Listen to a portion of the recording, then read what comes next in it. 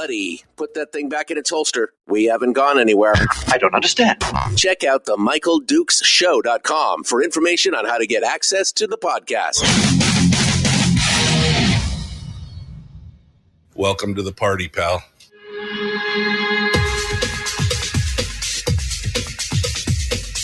The Michael Dukes Show. The greed and the entitlement is astounding to me. What more could you want from a low-budget radio program? This is a dumpster fire. That was just BS. It is time to get a new perspective.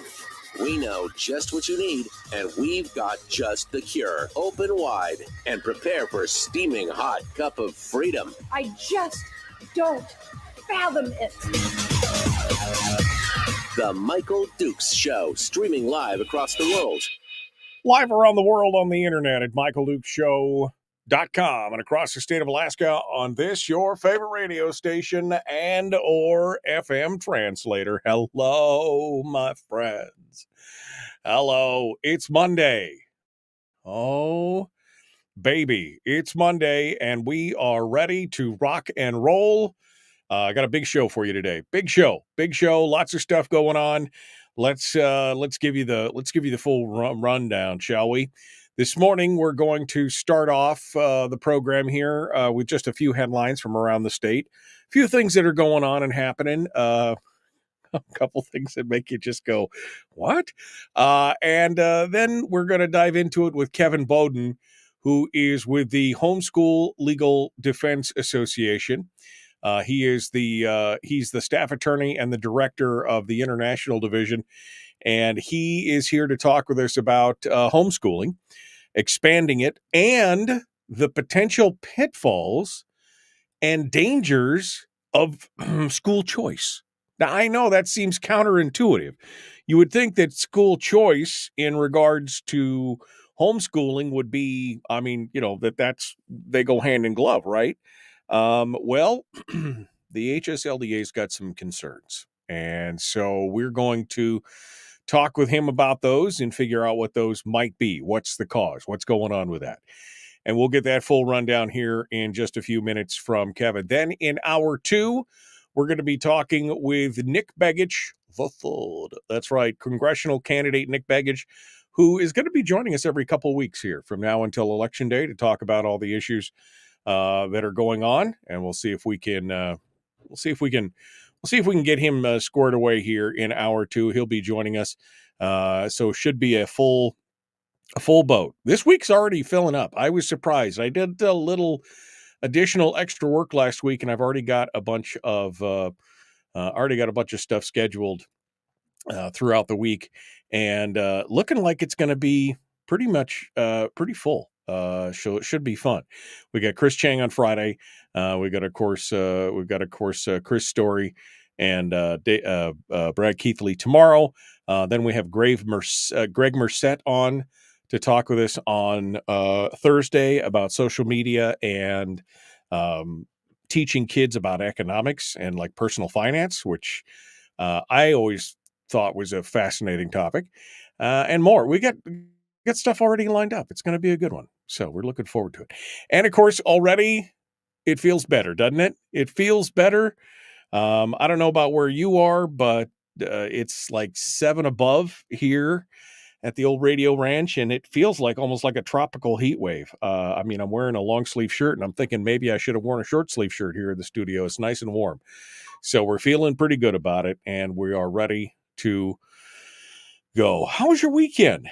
Did you enjoy it? Was it everything you'd hope for and then some? I had a fantastic weekend. I always do. I always have a fantastic weekend. It seems like some are shorter than others, some are faster than others, but this weekend was just right. Not too short, not too long, just right. Not too long. Could there even be such a thing as not too long? I'm unsure. All right. So what are some of the headlines that we are going to crash into today? Well, I will just touch on this because you would have thought that after last week that people would be 2 more roofs collapsed in Anchorage over the weekend. On Sunday, just hours apart and literally just across the highway from each other, just across the Seward Highway from each other. Two more roof collapses. One of them was a minor, like a portico collapsed, although it did crush a beautiful Mini Cooper. I'm very sad for whoever's Cooper that was. But the other one was a significant, like half the building collapsed. And of course, this is all due to the heavy snow load that have happened. That is what did they say? Is this the 19th collapse? I think this is the 19th collapse since last winter. Man, I'd have 10-year-old kids up there with snow shovels getting that stuff out of there. I mean, that'd probably be an OSHA violation, but you know what I mean. I would be just shoveling to beat the band on this one. But it just keeps, I guess this is all part of that kind of that thing of it'll never happen to us, right? That avoidance or the belief that, it always happens to the other guy. If I had a flat roof, oh baby, I could tell you where I'd be right now.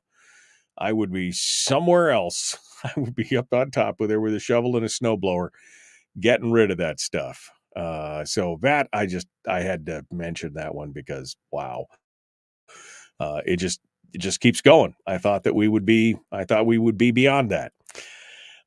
Senate Bill 88, the public employee union-backed defined benefits bill that Kathy Giessel has been all about.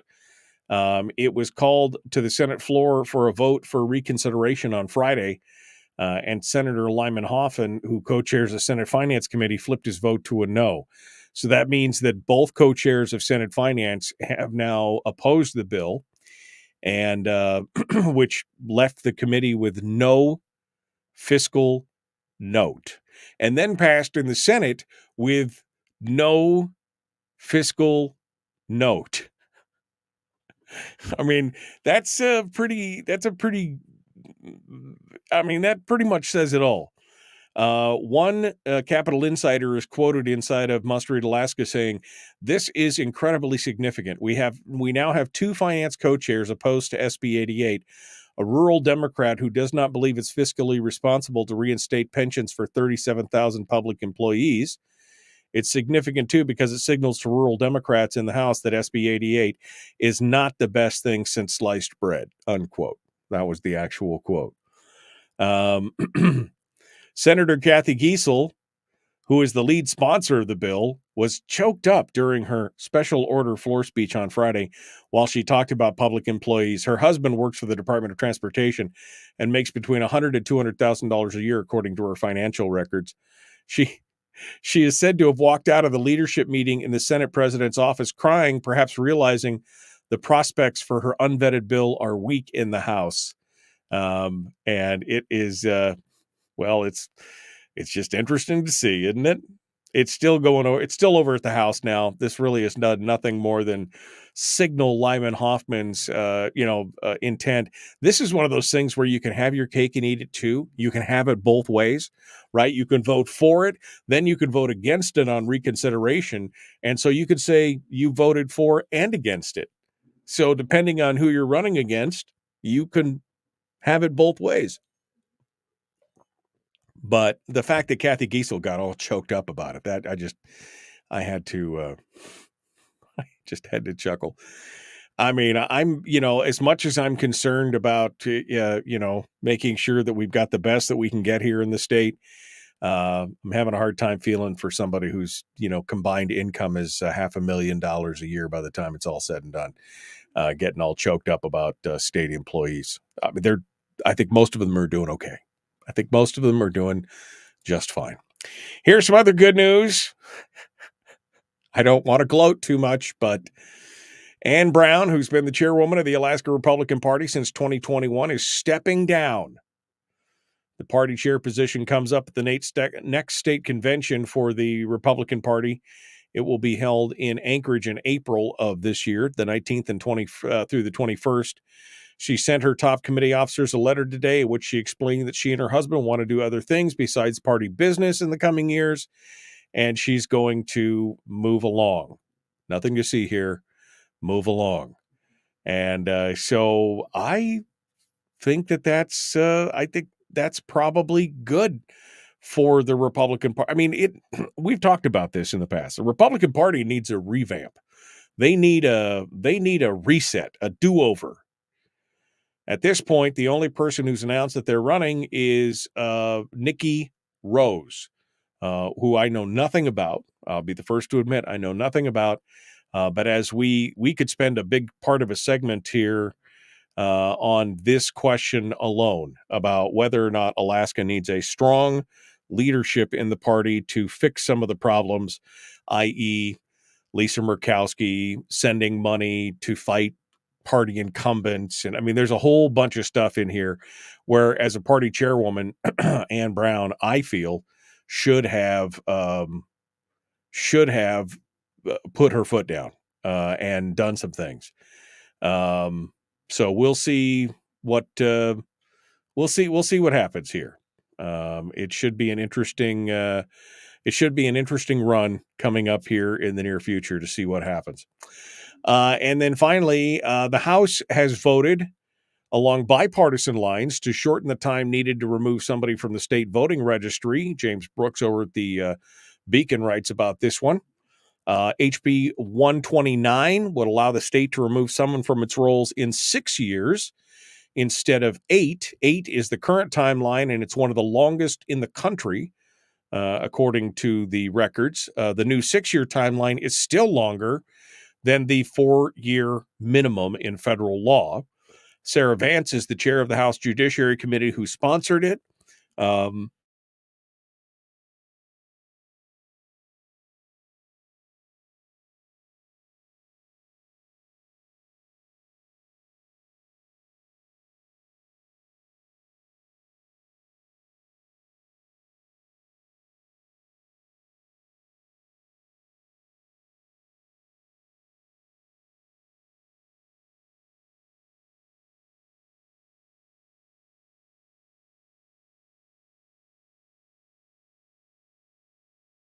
And even people like Andrew Gray, Andy Josephson from Anchorage, said he's concerned that making someone fill out a question ballot, which is part of the process, if you haven't talked to the department in 2 years to confirm your voting record, you'd have to fill out a question ballot. He said that could deter them from voting. Cry me a freaking river. And then there was some other minority concerns as well, but the final vote was 33-6. The usual suspects of Andy Josephson, Hannon, Zach Fields, Elise Galvin, C.J. McCormick, Donna Mears were voting against. Surprise, surprise, surprise. But at least it's something, maybe to clean up Alaska's voter rolls just a little bit, which, I mean, that sounds like a good idea to me. When you have more people who are registered to a vote than eligible voters, I would think that might be a bad thing. I'm just saying. Okay, we are ready to go. We're jumping into it here in just a minute. We've got Ken Boden coming on from the Homeschool Legal Defense Association, and we're going to talk about school choice. That is all coming up here in just a moment. The Michael Duke Show. Common sense, liberty-based, free-thinking radio. We'll return with more here in just a moment. Don't go anywhere. We'll be back right after this.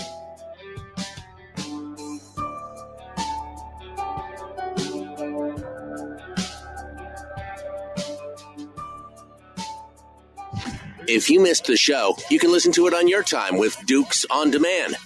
Oh, and it's free. Like America used to be. Streaming live every weekday morning on Facebook Live and MichaelDukesShow.com. Okay. Good morning, my pretties, and your little dog too. All right, what do we got here? Good morning. Hey, Dad. I saw my dad. My dad's in here. Good morning, everybody. Nice and warm. 23 degrees in Sildovia. Ooh, baby. All right. 12 degrees at Jack's place down on the peninsula. I know it got all. You okay down there? My dog's making wheezing noises. All right. I see that Ken Boden is in the green room. He's bogarting all my virtual donuts, eating all those virtual donuts and drinking the virtual coffee. So we're going to get to him here in just a hot second. Somebody says I froze and I locked up. I'm assuming that I'm not locked up anymore. Is that okay? Are we all good? All right. All right. Okay. So hopefully we're all good to go. Let's streamline this down here to where we need to be, and I'll pull all the bells and whistles and levers, and we'll do it right here. Ken Boden, our guest. Good morning, sir. How are you? I'm well. How are you? Good. I'm going to adjust your volume just a little bit here and make sure that whoops. No, I do not want to kick you out of the studio. That would have been an auspicious start this morning. Okay. All right. We're ready to dive into this. I am. Good. I saw from your email, you used to live up in Fairbanks. The email said that you were familiar with the show because you used to listen to it when you were in Fairbanks. Is that right? Yes, I was. We lived there for 5 years total, both on active duty, and then I joined the Alaska Air National Guard in 2019. So yeah, we have a house in North Pole. I used to commute to Eielson. I used to catch your show from time to time. And anyways, appreciate you having me on. Well, I appreciate you being on. And I appreciate the fact that neither one of us is up in North Pole right now because this last week was brutal up there, man. It's been bad for a bit up there. Yeah, I look at it and I think to myself, you know what? I love Alaska, but I'm happy not to be there right now. Yeah, no, one of my neighbors is like, yeah, it's 49 below right now. The other day I was talking to somebody, I was like, geez, yeah, it's crazy up there. Yeah. All right, well, we're gonna dive back into this here in just a hot second. And so we're going to get to this. Let me interact with the chat room for just a minute there, Ken, and I will put you back in the green room for a second here as we get things ready to roll. All right. So am I good? Am I good, folks? Last thing I said is somebody said good morning. Jeremy said good morning, but that Rick and Gail and a couple others said I had frozen up. So is it still frozen? Or are you guys in there now? You have to tell me what's going on. I'm sorry. I said Kevin. I said Ken. It's why did I do that? I don't know. Man. That's my problem. That's not Kevin's problem. That's my problem. Now I got to go through and change it all here because I misspelled it everywhere. It's a mess. It's a mess, man. All right. I'm just fixing it. I'm just fixing it everywhere right now. There we go. BI. Okay. Whew. All right. Kevin. Okay. I fixed it because, what a hot mess. Okay. You're good. Roll with it. We're all good. Something, but you're okay. I don't know. Alive and well. All right, we're 60 seconds out. We're about to make this. We're about to make this thing. Okay. Jeannie says weird. Jess said, I just got my 99th percentile on his PSAT. I've been homeschooling him since moving to and teaching in remote Alaska more than 10 years. I used the $2,000 to pick out his curriculum with allotment, and we use Christian stuff to that I buy on my own. Admins in remote Alaska hate homeschooling and have always pressured me to put our kids in school, but I said no, the boys stay at home and work in the library. So I never put him on. That's good, Jess. It's good stuff. Congratulations on doing your own thing and going to the beat of your own drum. All right, here we go. We're jumping back into it. The Michael Duke Show. Common sense, liberty-based, free-thinking radio. Like, share, subscribe, ring the bell, do all that stuff. Kevin Boden is our guest. We continue right now.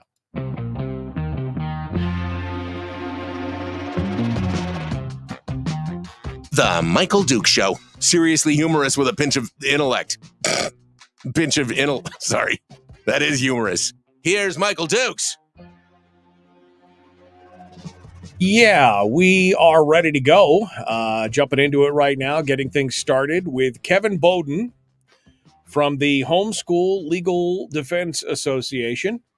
They're an organization dedicated to expanding homeschooling across the country, of which they should be super proud right now because homeschooling is exploding across the nation right now. But they do have some cautionary tales as well. Surprisingly enough, I was reading an article the other day talking about how the HSLDA is actually fighting against certain provisions of school choice because they have some concerns about not the money itself or not anything else, but the impacts on homeschooling. And so I asked Kevin to come on board to discuss this with us, and he joins us right now. Good morning, sir. How are you? I'm well, sir. Thanks for having me on. Well, I appreciate you coming on.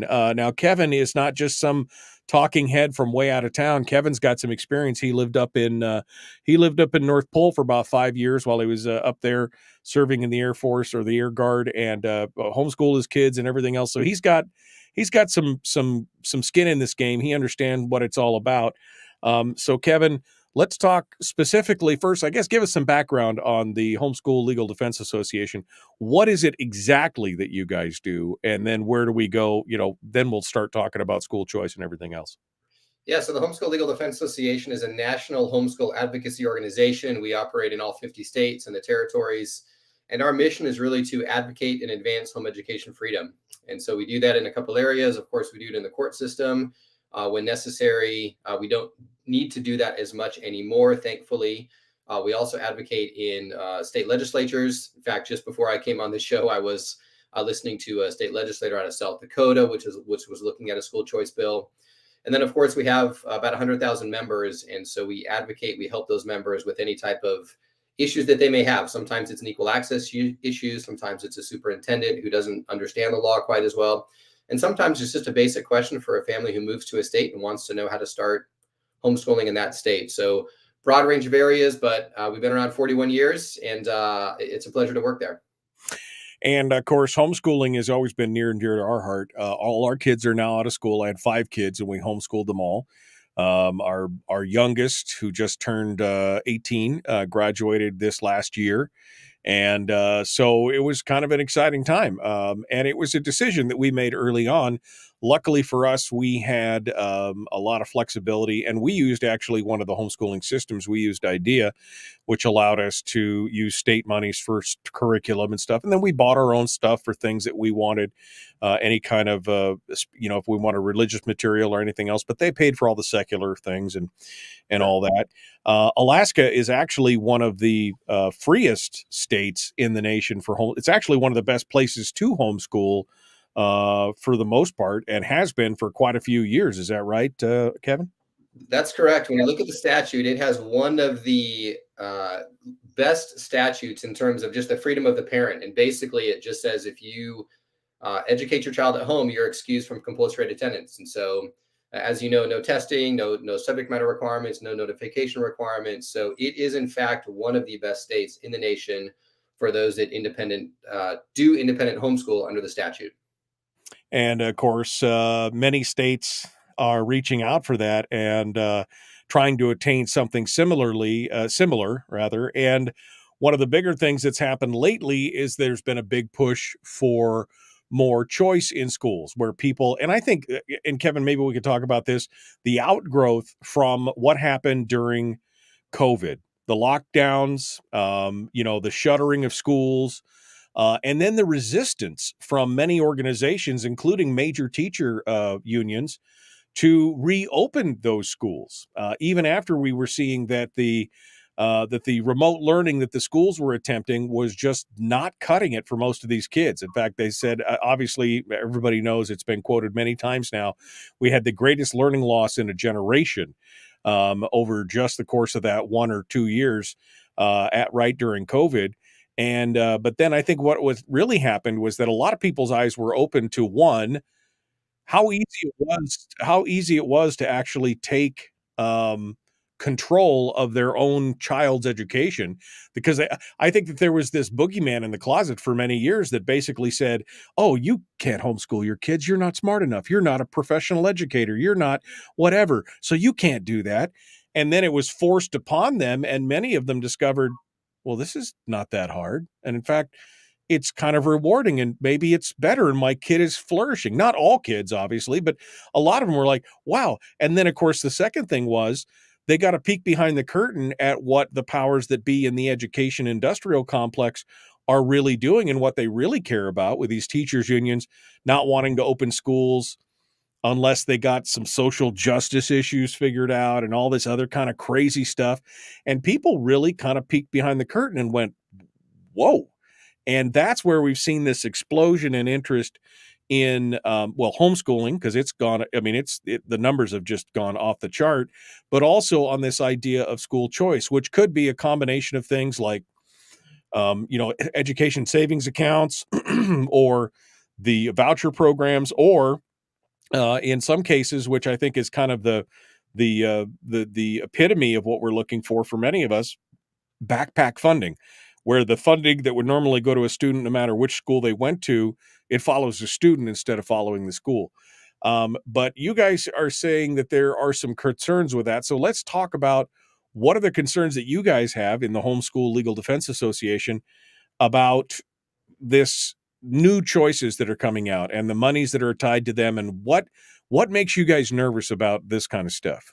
Yeah, no, I appreciate this discussion. We have this discussion nationwide. These ESA voucher programs, as you mentioned, are very popular in many, many states. And, we are simply concerned that some of the freedom that we have achieved in the homeschool community and the rolling back of regulation will be erased as public funding comes in. And some of the ways that people talk about that as well, we need some level of accountability. We need a way to ensure, transparency of the funds that the family is receiving. It's one thing to say, look, I educate at home. I pay for it myself. I don't receive any state funding. And I can make a pretty good faith argument that you don't need to regulate me. You don't need to have fiscal transparency or accountability because there's no public funds at issue. As soon as you start handing, for example, in Arizona, a parent, $7,000 for a child, the state may have an interest to say, hey, in 5 years, we're actually interested to know what type of education this child is receiving. And so our concern is simply to make sure that as these bills are structured, as they move their way through the legislature, that we ensure that homeschooling remains a legally distinct category, a legally distinct exception under the compulsory education statute. And if you want to add in an ESA bill as a separate category, legally distinct option, you can do that. I think there are some risks that ought to be considered even if you do that, but at least it assures that these two educational models don't overlap. And I think actually, Michael, Alaska is a really good example of that.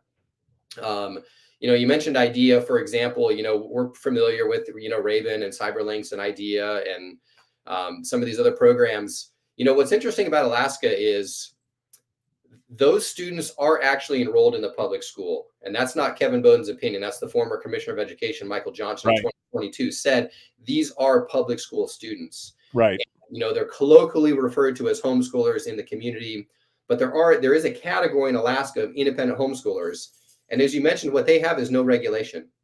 So Alaska, I think, is actually a pretty good example to say you can exempt your child from compulsory education under B12, I think it is. You have no requirements, or you can enroll your child in some form of public education through these correspondence programs and submit to things like the portfolio reviews and so on and so forth. And so you do see a clear distinction between those who don't have any regulation or oversight and those that receive some funding and have some level of oversight, some area of what they will and will not fund. So Alaska is an interesting case study because it's been around, frankly, much, much longer than these other states. Yeah, no, I mean, we were in the inaugural class of IDEA. My oldest daughter was one of the first 20 children or something. Oh, that wow. was, yeah. So, I mean, we saw it grow from where it was, and it is a public school. It's interior distance. It's distance learning, basically, from a school district. So technically you're right. They were enrolled, although we basically designed their entire curriculum. We did it all ourselves. We had a contact teacher if we needed it, which is great. And I could see your point. In the problems, because we're already seeing it. I mean, no less a luminary person than John Oliver issued his opinion here a while back about homeschooling and how it's just out of control. And how do we know what these parents are doing with their children? And how, I mean, it was this fear mongering. And we hear about the individual incidents of, there was a big case in Michigan where there was somebody who was homeschooling their children, but they were abusing the children. And that's why we needed to know more. But there are people abusing their children in public schools. There's people that, it's a fraction of a percentile, but they're using it to leverage over people to basically say, essentially this: you don't know what's best for your children. We know what's best for your children, and you need to report to us on what you're doing so that we can give you the go, no go on whether what you're doing for your children is right. To which I basically want to give everybody the proverbial finger and say, it's none of your damn business. And well, I think, Michael, if I may, COVID, as you highlighted, showed parents that education of the child is not the work of professional teachers, that they can do it. They're competent to do it. They're, in fact, better equipped to do it. And, oh, by the way, I don't want my kids learning in kindergarten or first grade what you think is appropriate for them. It's totally contrary to my values. And so COVID exposed a lot of that to the public education system. So frankly, we've rolled the tide back a couple of decades and said, well, now we need to look at this risk assessment for child, as if somehow a superintendent of a district is the guarantor of a child's safety for their entire life until they hit 18. I mean, it's a ludicrous argument. And, we don't need to get into Michigan. I can, but I mean, that case study in itself is ridiculous given who the person worked for and the CPS involvement already. Right. So they've had to revert back to some of these older arguments that have gone by the wayside because they're simply factually incorrect. Right. They've had to resurrect them because they can't stand on this idea that public schools are doing a good job educating kids, because they're not. They're overblown. I mean, most of the stories that we're talking about are completely overblown. And we could get into the Michigan thing, but you're right. It's a false argument, essentially, is what I was trying to say, is that it's a straw man argument. It doesn't really matter. What you can see is happening is that the education industry is seeing that they're starting to lose control of the narrative. They're starting to lose control of this idea, and they have no one to blame but themselves, because, again, they're the ones that were pushing to keep schools closed while private schools were opening and many other schools were opening and the homeschoolers were still going on and everything else. And they were the only ones trying to hold everything closed to, squeeze more juice out of the apple to get their social justice programs or whatever put together. And that really upset a lot of parents, even parents who weren't politically active. I've seen interviews and comments from people who said, I never took an interest in this before, but now I'm interested because I saw what happened. And they were basically understanding that their children were being sacrificed to the altar of, of this big industrial complex. And I think that's the problem. So specifically, we're coming up on the break here, so I don't want to get too far into it. But again, just to concise your argument, school choice is good. Some of these options are good, but you have to beware, because with every piece of bait, there's a hook, right? That's the big thing. Correct. Yeah, that's exactly. And we can get into school, the school choice, the great school choice options that are exploding across the country, because some of it is very good. But as you mentioned, the educational establishment doesn't like it. They don't want you to think that anyone can educate them, your kids, but you. And so that's the mindset. But, we got micro schools, we got hybrid schools, we got learning collaboratives, we got learning pods. We have this explosion of options that parents are saying, you know what, I'm going to take charge of my kids' education. And maybe I'm not going to homeschool. Maybe I'm going to send them to a 3-day-a-week hybrid school. Maybe we're going to go back to the one-room schoolhouse in a micro school with a certified teacher that's outside of this accreditation state-controlled process. Right. And the schools don't like that because it's a direct threat to what they have created and what they frankly want to keep as the existing monopoly. And parents are looking at it going, you know what, I thought that you had my child's best interest in mind. And many parents have learned that, in fact, the district, the system as a whole, does not have their interest in mind. Individual teachers, there are great individual public school teachers. There's no doubt. There's great superintendents, but the system as a whole is not designed necessarily with the best interest of the child. And that's what parents have learned. And that's what they're ticked off about. Even if they were for public schools, they might be in favor of the system, but they've realized it's actually failed their child. So they're looking for something different. Kevin Boden is our guest, the Homeschool Legal Defense Association. We're going to continue with him here in just a moment. The Michael Duke Show, Michael Duke Show continues. We'll be back with more right after this.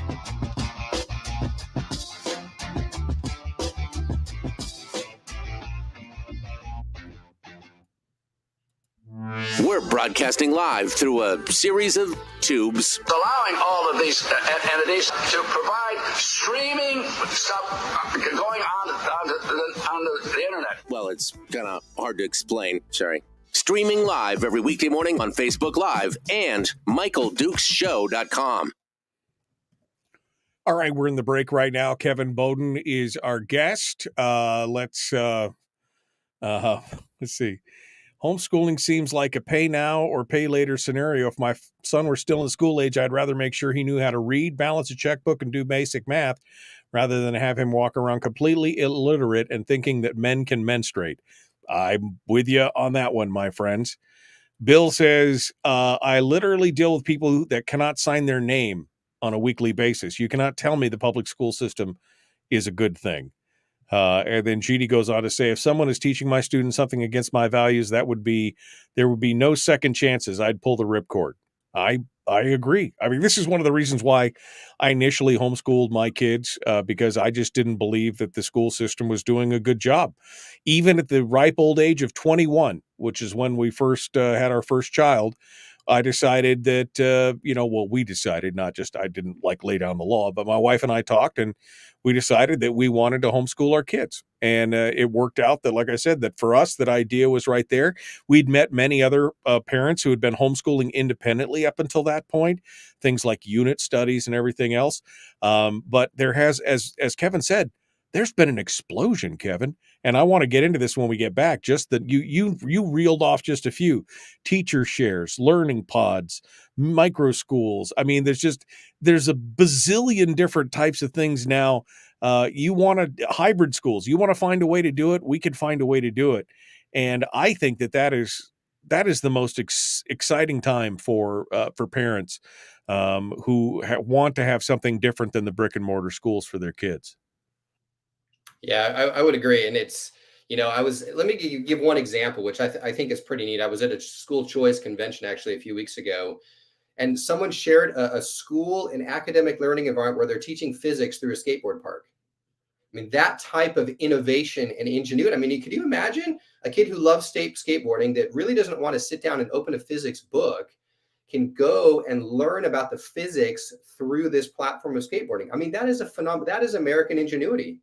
I mean, that's capitalism. That's what we support, this idea of free thinking so that the best educational option can be provided to the child, instead of, we think every kid should go to a classroom, should have science class, and in 11th or 12th grade, sit behind a desk and read about physics in a book.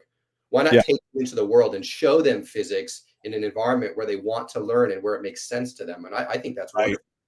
Well, I always thought that the concept of unit study was fascinating. For those of you who don't know what unit study is, it's where you find something that the kid is fascinated about. The example that I remember was octopuses. A friend of ours was doing unit studies with their child, and their daughter she was about 9 years old, fascinated with octopuses. And so they literally built an entire curriculum for each subject around octopi, right? I mean, they talked about biology with octopuses. They talked about the mathematics. They wrote it into the English and stories about octopuses. And they, the physics with the propulsion of octopuses. I mean, the dad was so excited about this. And he was like, man, she said that whole semester, and they would do like one thing a semester, and they'd build the whole curriculum around it. And that kid just ate it up, because it was one of her favorite things.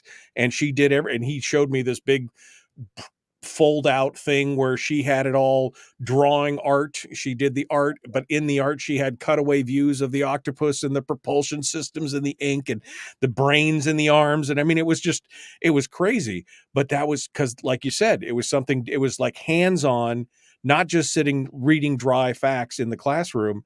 It was hands-on, like the skateboard park, where they were doing something that they loved. That's brilliant. Yeah, and it's great for the kids. It makes learning enjoyable. And instead of kids, they go to school and they learn to hate learning because they think it's boring. And yet you and I know, I mean, I learn stuff all the time. I mean, I love learning new things and new areas. But if I had to be forced to sit in the classroom for XYZ hours a day and only get outside at, at certain times and sit in that environment, I would probably hate learning many new things too, that I would, innately want to learn if it weren't for the environment that constrains the learning. So Yeah. all of these explosion, I mean, that is what has happened. And that's what's so neat about it. And, we're figuring out what that looks like from a school choice initiative. A lot of these states don't necessarily have laws other than the homeschool exemption to use. And so, there is some navigating on if someone's going to do a micro school, for example, if someone's going to start that and charge tuition 4 days a week, they're not educating their own children, but they're educating maybe, 6 or 8 families. What does that look like? Should that be a separate category? How should we codify that in the statute? There are these questions that do arise, but suffice it to say, it's a great time in the history, I think, in education in America because of this explosion. Yeah, no, absolutely. The ding means we're going to return to radio here in just about 20 seconds. Yeah. We're talking with Kevin Boden from the Homeschool Legal Defense Association. We're going to talk about the choices that are out there, the good ones, the bad ones, what the challenges are, and we will do that here right now. Please like and share, subscribe, ring the bell, do all the YouTube and Facebook things that you need to do. Get more people involved in the conversation. Let's get back to it. The Michael Duke Show, common sense, liberty-based, free thinking radio. Here we go. The Michael Duke Show. Not your daddy. Wait, sorry. Not your daddy? Ooh, not your daddy's talk radio. Whew. I was scared for a second. Thought we were going down. Here's Michael Dukes and the show. That's right, not your daddy. Although my daddy is in the chat room, he's hanging out with us this morning. He's hanging out. Hey, Dad, how you doing? We're continuing now. Kevin Boden is our guest, the Homeschool Legal Defense Association. He is counsel with them, and he's here today to talk with us about some different options. Now, like I said, it was kind of counterintuitive when I read that HSLDA was against certain school choices out there. Kevin's position, of course, is that choice is great, except for the fact that when it comes with restrictions or hooks or controls. And that's really what this is all about, because every time they start offering pots of money for you to use, even though it's your tax dollars at work, but then they require you to report to some bureaucrat, some nameless, faceless bureaucrat somewhere to get approval for what you're doing. That's the real problem, right, Kevin? Yeah, that's the risk. These are new, and so some of this is coming out. We can look at some historical examples on both the economic impact of large amounts of government money coming into the economy. We can look at some oversight that we've seen in other educational areas, for example, private schools, and we can see some legislation that's been introduced. Arizona, passed the first large universal ESA bill in 2021. Governor Ducey signed that. That was considered the gold standard for educational choice at the time. Other states have passed it since then: Utah, Arkansas, Florida, Iowa. And the concern that we have, if homeschooling is not a distinct category, is that if regulation comes down the road, and we hope it doesn't. I mean, nobody's advocating for regulation. Our position is just that when you start giving parents $7,000 or $8,000 a child, at some point the state or the public will require a reckoning for those funds. And so, and I don't think that's actually a dishonest argument. If the government were to hand me $250,000 to educate my child, I don't think it's unreasonable for the government to really ask, what are you doing with it? If my kids at senior year can read at a 5th grade level and they've given me a few $100,000 to educate them, they might ask the question, maybe we ought to put some protocols in place to see that Kevin's doing his job right. And so we just don't want to see those regulations, if they come, bleed over into the homeschool space. And right. So that's really what our fear is. We're very much school choice. I mean, if you don't have school choice, you don't have homeschooling. Right. You don't have homeschooling. You don't have micro schools. You don't have learning pods. So I'm absolutely a huge school choice advocate. The rub comes, Michael, honestly, people use the phrase school choice, and what they mean is the public funding of the choice that I'm going to make. Right. Right. And that's exactly it. Yeah. No, that's exactly it. So let's talk about some of the solutions that are out there. or ways that we could take this school choice, the ESAs or the backpack funding, and make sure that we don't take the hook, so to speak. So let's start. Is there any form of school choice that you guys are suggesting is a good idea, short term, long term?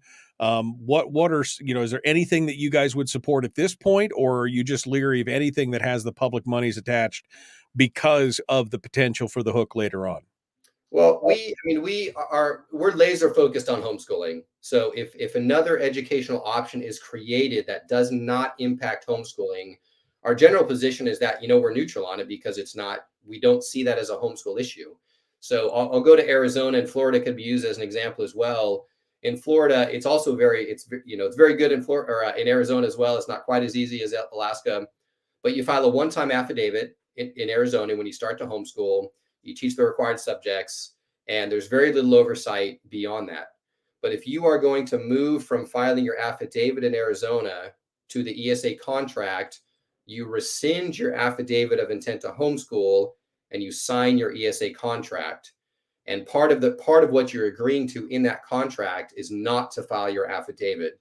So you can see, Michael, that it's very clear what lane a family is in. Either they are in the affidavit lane or they're in the ESA lane. Alaska is the same way. Either you sign up with a distance public school program and educate that way, or you don't sign it and you don't do anything and you educate privately, independently in Alaska. So those are the types of distinctions and legal classifications that we think are important. And, we've seen some of these. The very next legislative session in Arizona, for example, a bill was introduced that would have required standardized testing annually for ESA students. Now, we're glad that didn't pass and didn't get any traction, but had it passed, it would not have impacted any student who filed their affidavit. Right. The true homeschoolers, right? Correct. Homeschoolers, right? Correct. Yeah. And so, the reality is money is really a big pull regardless. And so, right. And we see that in Alaska, frankly, where the vast majority of, folks that we colloquially call homeschoolers enroll their child in the public school for funding in exchange for regulation. Right. So, one of the risks that's a bit unspoken and that doesn't have to do necessarily with money or regulation is the community of those that independently homeschool shrinks when government funding is involved because the pull of money is very strong. And so I want both to be unregulated to the max extent possible. But I think if you look at the Alaska example, you can see what will happen over time. The group that independently homeschools, it shrinks, and the group that is engaged in public funding grows. And you're talking about massive amounts of money. I mean, we have 7 kids at home, Michael. If I move to Arizona, you're talking about almost $50,000 annually. That's a chunk of change, at least for it is for Kevin's home. Yeah. So that's the type of issue that we're looking at. We want to support school choice. We want to support innovation in education. We want to support all of these options that are coming to the table now. All of that is very good. The question, as we know in many other areas, it's the details that matter. What does this look like at a practical level, at a regulation level, at an implementation level? That's where the rub starts to come. It has nothing to do with whether we support or are against school choice. We support school choice. And as I said, it's really the homeschool exception that has allowed a lot of these options to flourish. So they are a bit, in a sense, riding on the coattails of the homeschool movement over the last 40 years, which is great. Right. What can we do then to protect that movement while at the same time, allowing for these, educational alternatives to thrive as well? It makes sense. It totally makes sense. Now we got about 5 minutes here. You said you had some, some of the better alternatives you were talking about, and I think you'd be the guy to talk about it. I've mentioned some of them, whether it's learning pods, micro schools, teacher share programs, things like that. So lay out to us some of the programs that you think true homeschoolers, again, the ones that aren't receiving public dollars. Mm-hmm. What are some of the options that out there? Which ones are good? Pros and cons. Give us a quick list here before we let you go. Yeah, I mean, many of them the homeschoolers have been doing for quite some time. I mean, many homeschoolers have been in co-ops for a long time. Those are being classified now as learning pods. And one of the challenge with the explosion comes increased scrutiny. As homeschooling grows to in millions of children, the educational establishment wants to, it has heightened scrutiny. So all of those options are still good. And I don't know that I would favor one over the other than to say you may have, let's take a hybrid school, for example. You may have a family that didn't necessarily think they could homeschool because maybe they remote work 2 days a week and 3 days a week they go in. Well, maybe there's a hybrid program where they can use the hybrid program to homeschool the 2 days and enroll their child in the hybrid program for 3 days. Now, how it's set up in the state will classify whether that's a homeschool lane or whether that's some other lane. But what we are seeing is legal protection for voluntary association of parents. There's 2 states that I know of that at least have learning pod protection acts. One is West Virginia, where I live right now, and the other is Georgia. And it basically says, voluntary association of parents, they're exempt from various coding requirements. Just because you want to host this doesn't mean you have to comply with all of these zoning and ordinances and regulations that the city wants to put on you. And I think that's all good. That's a tearing down of regulation for the voluntary association of parents. And that's very good. Some of these really look like private schools. They're tuition based. They're outside teachers that come in. And, that's kind of what a micro school is. It's kind of a private school on a small level, if you will. Some states have defined those. Many have not. They're just used colloquially. West Virginia, again, they have defined a micro school explicitly in the code and made that happen. So these are the types of options that I think are good. It's the funding mechanism in the school choice that really creates the rub. And if I can make a shameless plug here, Michael, one of the things that my wife and I did before we moved away from Alaska is join the Alaska Private Home Educators Association, independent homeschool organization committed to independent homeschooling families in Alaska. They host an annual convention. But the dynamics of that, changed when IDEA came into being. And so you see this play out a little bit between the tension between those who might say independent homeschoolers and publicly funded individuals. And I'm a big proponent of unity. I don't think anyone benefits when the homeschool community of whatever stripe starts to fight against one another. Right. But we need to acknowledge, I think, independent homeschoolers acknowledge that a family may feel like they have no option but to accept public funds. And someone in IDEA or Raven or whoever may understand and appreciate that there is a lane, there is an option for them that they can always go to if they don't want regulation. And so it's, I think that's important. You have to fight for the pond of the greatest amount of liberty, even if you don't want to use it right then. Right. No, and I would agree. Well, I appreciate all you guys are doing over there at the Homeschool Legal Defense Association. What was the name of the Alaska organization you just mentioned before you left? Yeah, it's called AFI, or the Alaska Private and Home Educators Association. It's just aphea.org. aphea.org. All right. Well, thank you so much, Kevin. Hold the line for just 1 second. Folks, we're out of time. Kevin was our guest here for hour 1. Hour 2, Nick Begich is going to be joining us, candidate for Congress.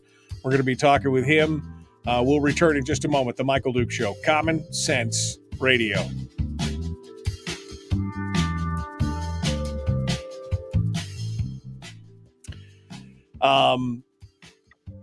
Well, Kevin, I really appreciate it. I think that's the we're all in the same fight here.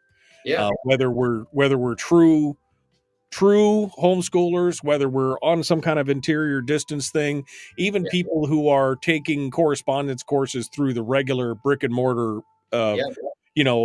districts in their thing, they're all trying to take a hand in this, and we're all at a different space. And I'm glad that we can do it. And I think you bring up some valid points on as to why school choice can be a two-edged sword. Even though it is all our money, when you got a bunch of bureaucrats who are in charge of it, and of course the bureaucrats are also part of the system that wants to protect what's going on already. It could be an iffy thing. I'll give you the last 2 minutes here for your final pitch on all the stuff we just talked about. Yeah, well, one thing to keep in mind is, teachers unions are very good at the fiscal battles. And, what this really turns into down the road is this allocation of state resource battle. And so you've got to keep in mind the playing field that you're in, which is teacher unions are very influential on the fiscal front.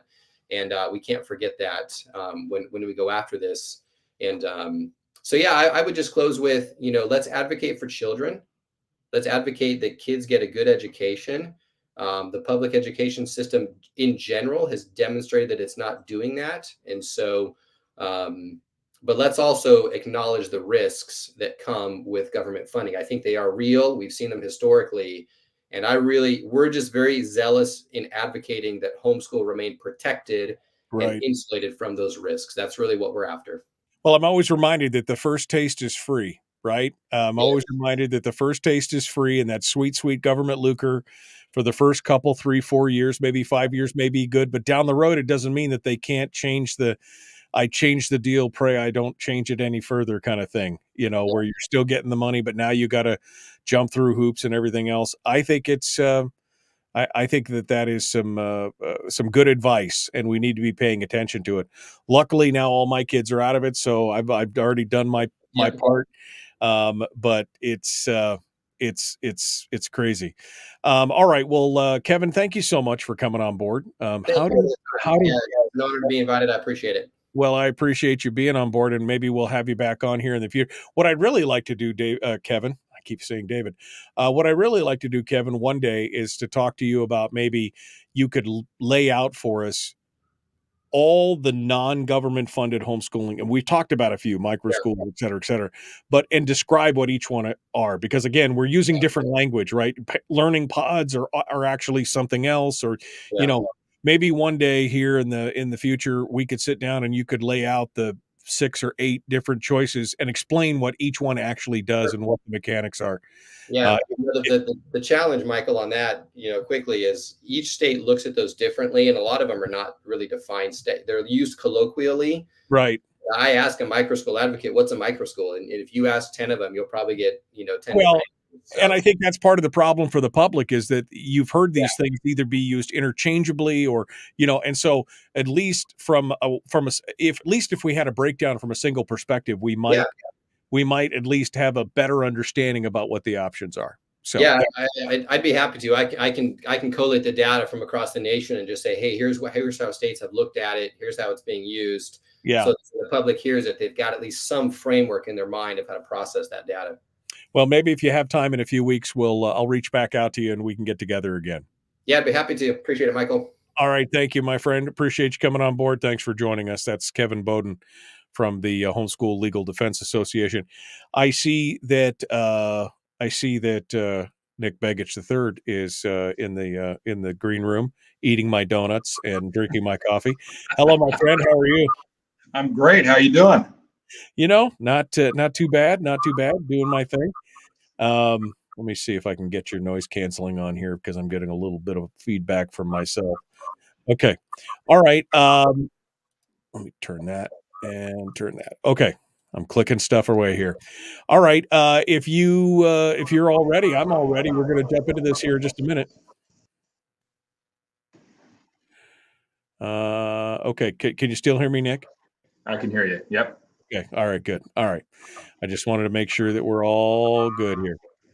Okay. All right. We're going to jump into this with Nick Begich. I'm going to put him back in the green room for the moment, and we're going to continue. Gail says, high school was a waste of my time. I quit at 16, graduated from Hair Academy at 17. By 19, I had full clientele, running my own booth, paying my own taxes. I don't regret my choice to move on, make school interesting again. I mean, yeah, Gail, for some, especially if you have a vision of where you're going, you don't necessarily even need a high school diploma. Quite. I mean, don't tell anybody I said that. But yeah, it doesn't even, I mean, it's crazy. How do homeschool students do scholastically compared to traditional students at testing time? They traditionally do much better. Yeah, it was much better. More money doesn't solve problems, says Estrelita, and I would agree with that.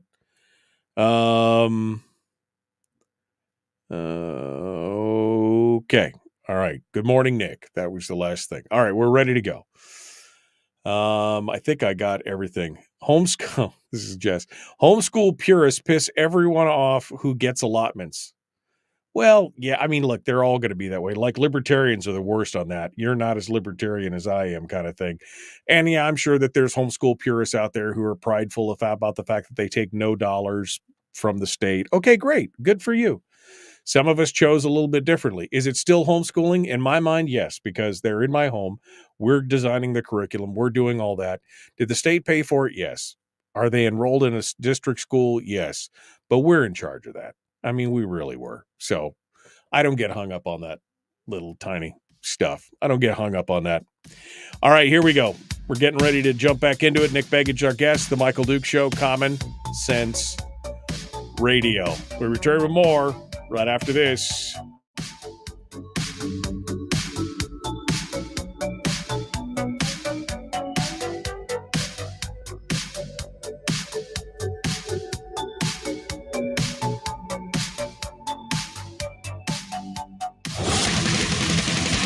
Whoa, buddy. Put that thing back in its holster. We haven't gone anywhere. I don't understand. Check out themichaeldukesshow.com for information on how to get access to the podcast. Welcome to the party, pal.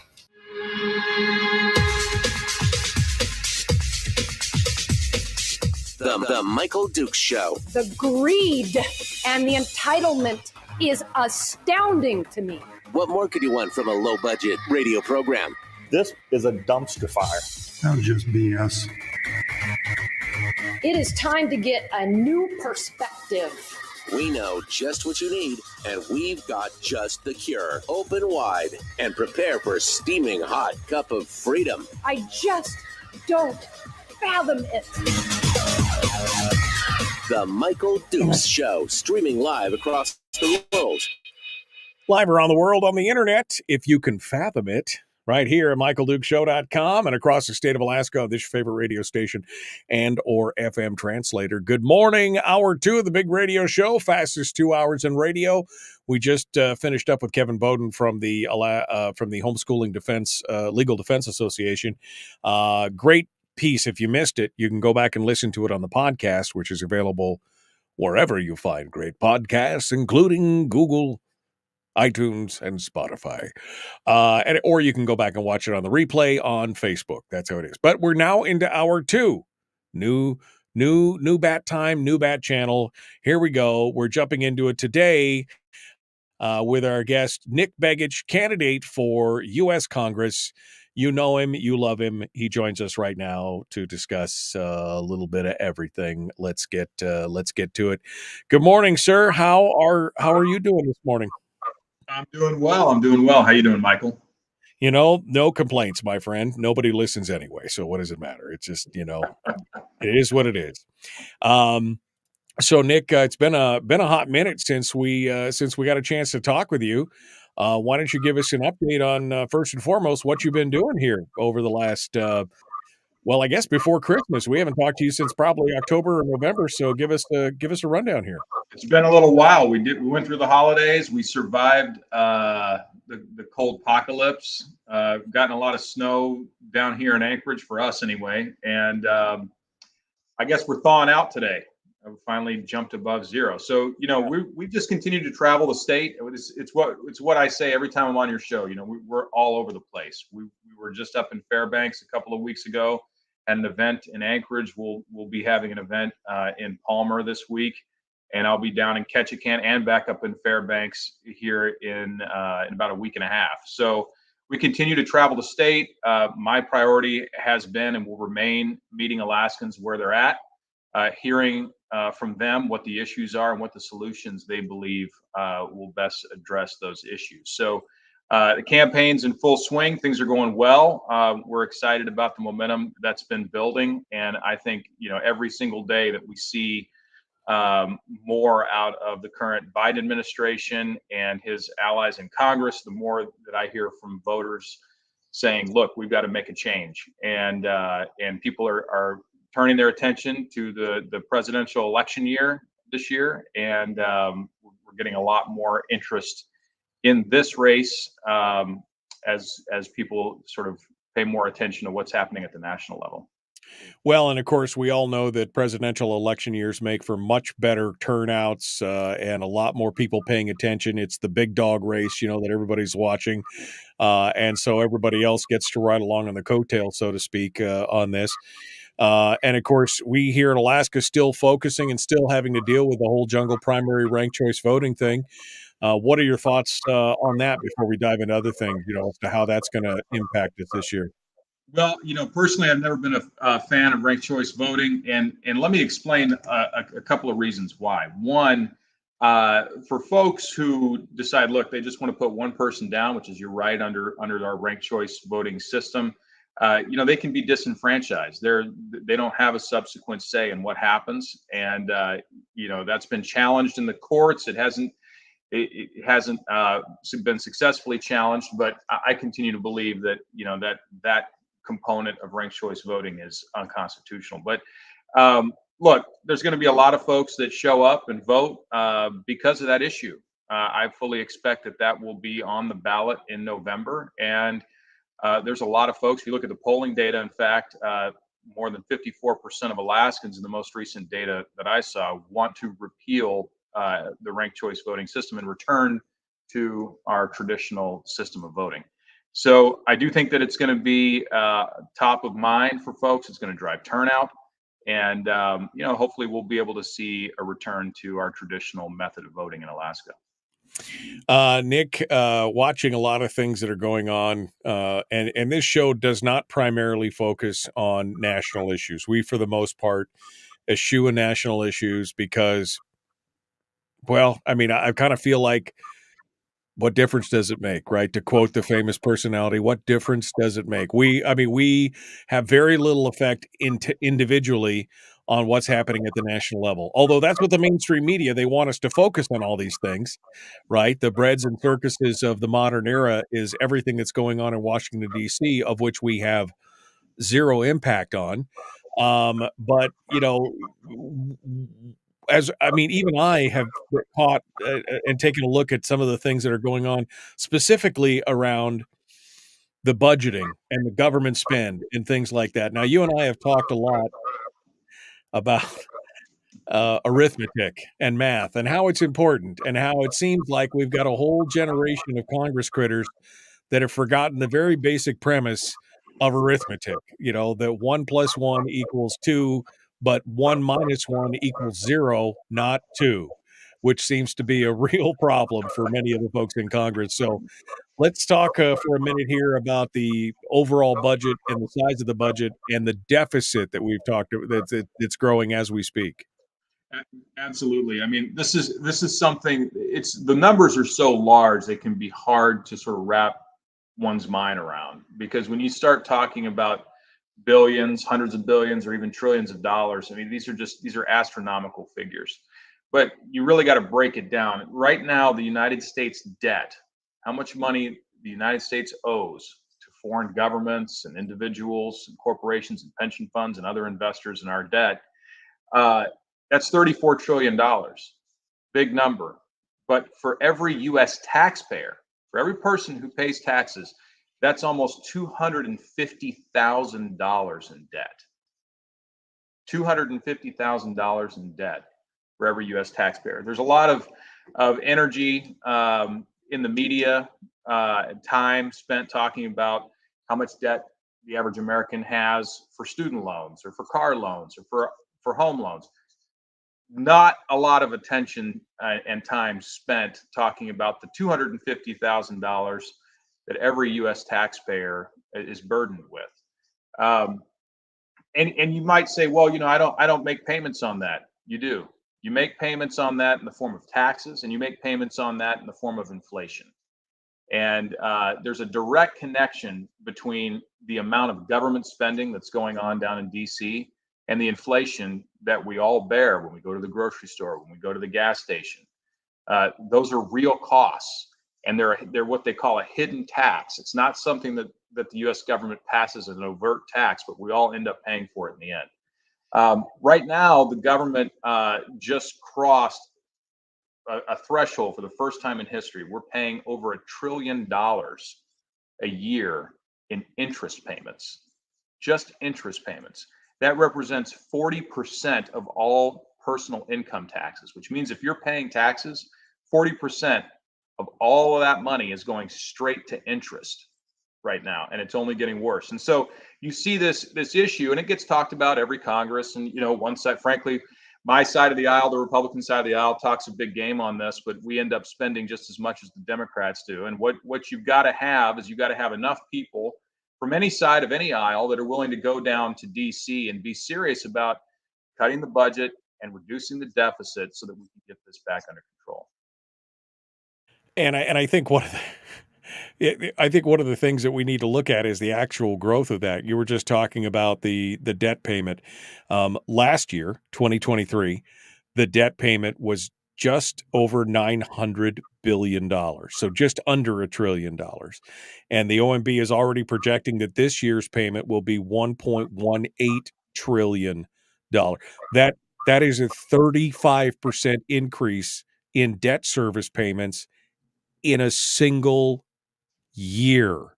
I mean, I don't know how, maybe you folks, some of you folks are not numbers people, but when your debt service goes up 30% in a single year, and you're planning on living another 10 or 15 years or 20 years or 50 years, you may want to do some checkups there. But these folks just seem to completely ignore the fact that this could have potentially disastrous consequences. I mean, they keep kicking this can down the road on raising the debt ceiling and having a balanced budget or anything else, Nick. I mean, and as one guy with the voice out there, how would you address this? How would you fix this? Well, you're 100% right. There's 435 members of the United States House. Alaska gets one voice in that body. And you're just one voice, but you're not going to be able to make these changes if you don't put enough of these people in office, not just from Alaska, but across the country. And so it's not something that one person is going to be able to go down there and make promises here and then be able to change the entire trajectory of the nation by themselves. It's going to take a body of people that are committed to reducing this budget deficit to manageable levels, talking seriously about how we can address the long-term fiscal stability of the country. So I don't want to stand here and say that I've got all the answers or that I'm going to be able to make the changes myself, but I'm somebody who believes that we've got to cut the budget in a serious way. I'm someone who believes that it is unsustainable. I mean, if you ask people behind closed doors on the left and the right, is this sustainable? They'll all, to a person, tell you no, it's not. But the cameras turn on and people say, well, we've got these important programs, and suddenly no one wants to cut anything. And what's interesting, I found this interesting since my entry into the political space.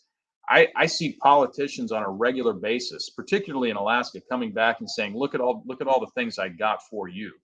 Look at the money that I got from Washington for you.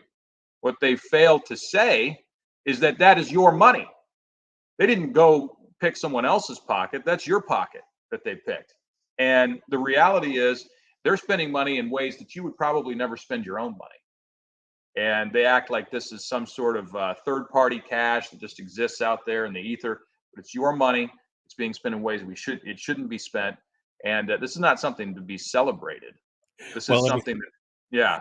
In the case of Alaska, it's not just our money. It's our money and some other people's money, because we receive more in tax dollars than we actually give to the federal government.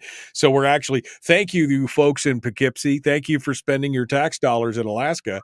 But yeah, I mean, the fact that they come back and brag about how much filthy lucre they brought back from the government treasury, I mean, that kind of stuff's got to stop. I mean, this is the thing. My wife and I were talking yesterday, Nick, and we were just sitting there on the couch. We were talking about, the news media and a lot of the polarization and the echo chambers that social media have become and everything else. And, we just looked at it and said, people are they've gotten that good at ignoring basic reality. And in this case, we're talking about the mathematics of budgets and money in, money out. They've gotten so good at convincing themselves that nothing bad will ever happen to them, that when something happens, it's going to be catastrophic, man. It's just going to be catastrophic. It really is. I mean, part of the challenge is that when the consequence of an action is time delayed, the longer that delay occurs, the less likely someone is to make the connection between the action they took and the consequence that they received. And we've been engaged in this spending spree for so long, with apparently without consequence, that people have believed, well, the water will never boil. We'll never have a problem. Things won't go south for us. That's just simply not true, right? We're too big to fail. Go ahead. We're too big to fail.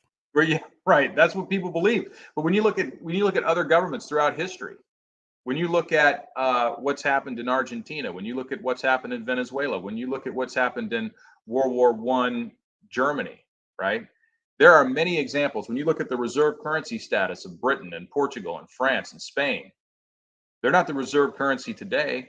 And the reason they're not the reserve currency is because they abused, as most governments do throughout history, the privilege of being the reserve currency by continuing to print and create inflation and become an unstable source of store of value over time.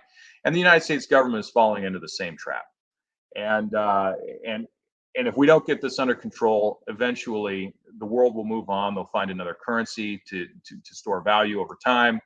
There'll be a resulting inflation, the likes of which we haven't seen since the 70s, and the American taxpayer and the American consumer will pay for it. Yeah. Nick Begich is our guest candidate for U.S. House. With your one voice, Nick, will you vote like Mike Lee, or will you vote like Thomas Massey, or will you vote like Lisa Murkowski? I'll tell you what, Mike Lee, and I love Thomas Massey too, by the way, because he is a constitutionalist. He's got a libertarian perspective, and he understands the clear role of government. Look, we need more people like Thomas Massey and Mike Lee in the Senate and the House. I mean, these are patriots, but they're constitutionalists. More importantly, they understand the genius of the founding fathers and the documents that they constructed to govern our government. And we need people who see things from an originalist perspective and a purist perspective and understand the rule of law. And folks who don't bend the law or ignore the law, as, for example, Joe Biden has been doing with immigration. We have people, we have good people in the House and the Senate. We need to find more of those and elect more of those in order to achieve the things that we're talking about this morning. So you're going to be a Mike Lee, Thomas Massey voter, not a Lisa. Oh, yeah. Okay. All right. I just wanted to make sure there was a definitive yes. Yeehaw in there. All right. Nick Begich is our guest. We're going to continue the Michael Duke Show. Common sense, liberty-based, free-thinking radio. Back with more right after this.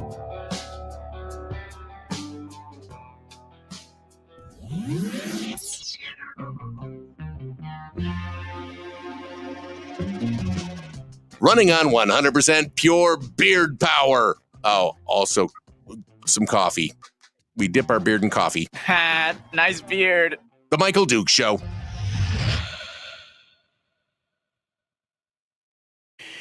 Okay, Nick Begich is our guest here this morning.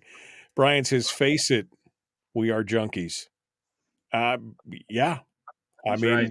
He's not wrong. He is not wrong. We are junkies when it comes to that government spend, baby. Anything we can spend it on and then some.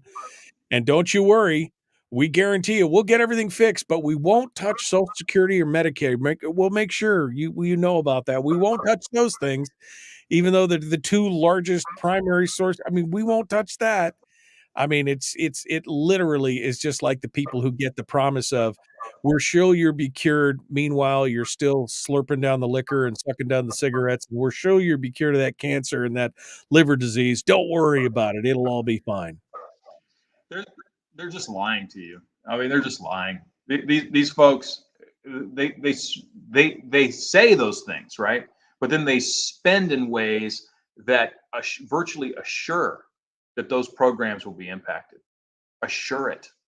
And that's what's so disingenuous. And look, some of these folks, and you kind of alluded to this early on in the program, to be fair, they don't have the mathematical prowess to be able to say whether they're telling the truth or not. They don't know, right? You'd be surprised some of the folks who end up in Congress. There's some smart folks, and then there's some other folks that They end up there because they're the reddest of the red in a red district, or they're the bluest of the blue in a blue district. They win a primary. They go on to a general that they're guaranteed to win because of the composition of their House district, and that's it. And so it doesn't necessarily mean that they're the smartest, or they're the best, or they represent the people the most. It just means that they were able to run to the left, the right harder than somebody else, and now they're in Congress. And the problem is, once somebody is in Congress, that what I call the influence layer of Congress, right? This influence layer of lobbyists and special interests and everything else, they've gotten pretty smart over the years in terms of how they continue to remain in power and how their interests continue to propagate over time. Right. And if there's a business or there's a special interest of some kind, NGO, et cetera, that requires government spending in order to exist, they're going to have super PACs, they're going to have PACs, they're going to have all of the mechanisms that exist today, ensuring that they continue to exist in the future. And how do they do that? They make sure that people like I just described, regardless of whether they're qualified or not, as long as they're voting the right way, they're getting the check every cycle. And it just encourages this continuation of incompetence in the House and the Senate. Right. Well, I remember watching that Thomas Massey video. Is a series of videos called Drain the Swamp. This was way back. This is 5-6 years ago. And he talks about a day in the life cycle of a freaking congressman, especially when you're brand new, and figuring it out that they just want you to be a money machine for the party, and you'll do what you're told. Otherwise, you'll be put in the closet in the corner. And if you don't go raise funds, and if you don't go do that with a national machine, then you're not. And I'm just like, we're there to do the business of government, and you guys are all about precipitating and continuing your power. I mean, that's literally what the whole thing is about. I can't tell you how right you are. You are 100% correct. That is exactly what is going on. Goes on both sides. If you walk in, and I've seen the video that you're describing, but I've experienced the video that you're describing as well. I mean, I've been in the building.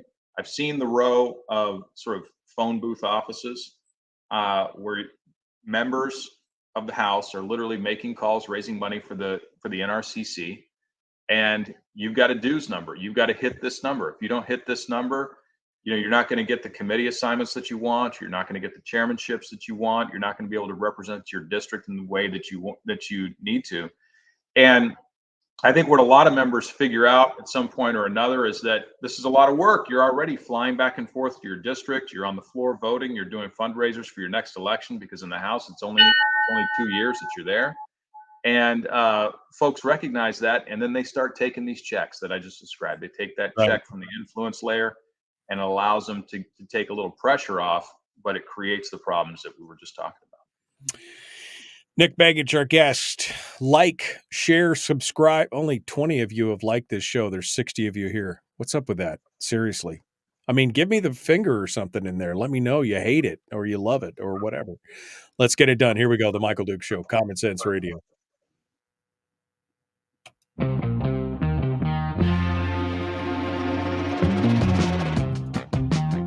The Michael Duke Show. Seriously humorous with a pinch of intellect. Sorry. That is humorous. Here's Michael Dukes. Well, I guess it depends on how big your fingers are. It's a pinch of intellect. All right, let's continue on here. Nick Begich is our guest. He's a candidate for U.S. House. We were just talking about the absolute insanity of people who essentially just ignore the problem, like it's not going la la la la. It's like they got their fingers in the air and they can't hear you as to what's going on. We got some big issues, of course, going on right now down there. The big border issue, right?